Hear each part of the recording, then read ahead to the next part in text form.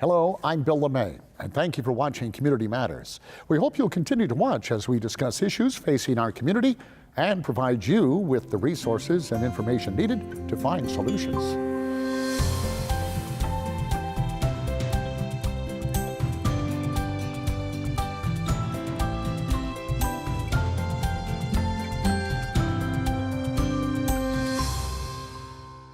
Welcome to Community Matters. Today we're talking about how to get your home and car ready for winter.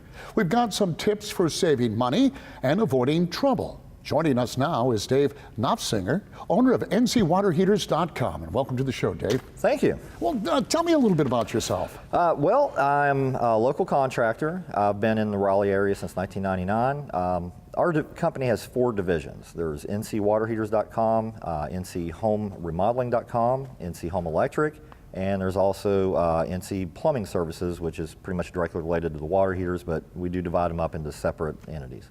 Well, it seems as though you probably have a great background to talk about this. I've been doing it for 20 some odd years now. Well, there you go. You probably have all kinds of information, so let's share with our viewers. And that is, winter here in North Carolina, not as rugged as maybe in the northern states, but nonetheless, it gets pretty cold here.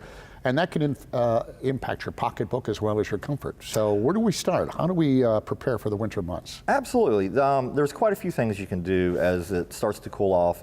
And we will have those days here in North Carolina where it's February and still 70 degrees. I think we did that just past week. Yes. But you will also see freezing temperatures for short intervals as well. Some of the things that you can look at on the plumbing side that I'm going to recommend is definitely to unhook all the garden hoses every winter. Do not leave them hooked up. And you can invest in some inexpensive garden hose covers that goes over the handles to keep them from freezing. Usually about $4 or $5 at a local home improvement store. Another thing you'll look at is winterizing the home. We typically look at insulation, weather stripping around windows and doors. These things are things that you should address to keep the drafts down so that you're not losing your heat from the home or allowing cold air to come in. I wish I talked to you before, because I've actually lost a couple of faucets because I kept my hose hooked up. Yep. Let's talk about pipes and what we can do, because some of us have crawl spaces, some of us don't have crawl spaces. How do we protect ourselves from our pipes freezing here in North Carolina? Every winter I do get a handful of calls that come in for frozen pipes. Usually some of the things that we find are crawl space doors that are not closed or sealed. If they're left open with drafts underneath the home, that can cause potential damage and freezing. Foundation vents is one of the things that gets ignored a lot too. During the winter, you should close the foundation vents to cut down that cold draft coming into the crawl space. You also talked a little bit about hot water heaters now. Big tank, you're heating water, and you're not using it all the time, so I don't know how efficient they are or not. There are tankless water heaters, and I guess there's some hybrid water heaters as well. So from your perspective, what works, what doesn't work, and if you're stuck with the big tank, how do you protect yourself from the cost going up in the wintertime? Sure. Well, with water heating, you have to look at multiple solutions, because every home and what we need in each home may be different. There are tankless options, and tankless are high efficiency units. They do fit the applications where the homeowner is going to stay in the home long term. They need a high demand of hot water, and they're looking for that additional efficiency. Hybrid water heaters are an electric water heater with a heat pump on top. They are way more efficient than a standard electric heater.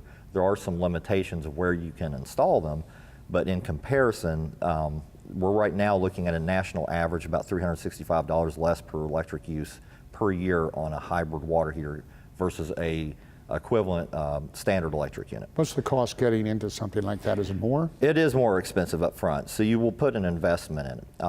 That investment works out great for a long-term solution.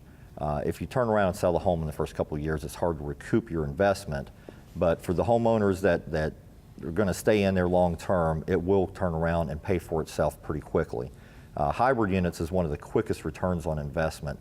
You'll spend typically near double of what you will put into a standard electric unit, but like I said, you'll get that back in the first few years, and after that, you're literally just saving money each year. Let me talk about drafts. I got those. Yeah. I got a lot of them in my house. You started, we can talk about caulking, we can talk about those issues. When you start, and I guess you'd start in early fall, looking at your house, what do you look at, and how do you tell where the drafts are coming from, and how do you fix it? Well, there's a couple ways. One way is to just go around the home on your own. Go to each window, look for gaps, cracks, and openings around the windows. Another good telltale sign that there's an issue with the window is modern windows have thermal pane glass, meaning that there's an insulation barrier of air between the inner and outer layer of glass. When those insulation barriers start to fail and the seals fail on the windows, you'll start to see moisture between the panes, a lot of hazing and discoloration. That will tell you that you're probably due for a window replacement at that point. The small things around the window with the caulking and making sure everything's sealed up is also important too, because drafts can get in there, which if there's air getting in, you also have to allow for the fact that water will get in there too, which can cause wood rot and damage.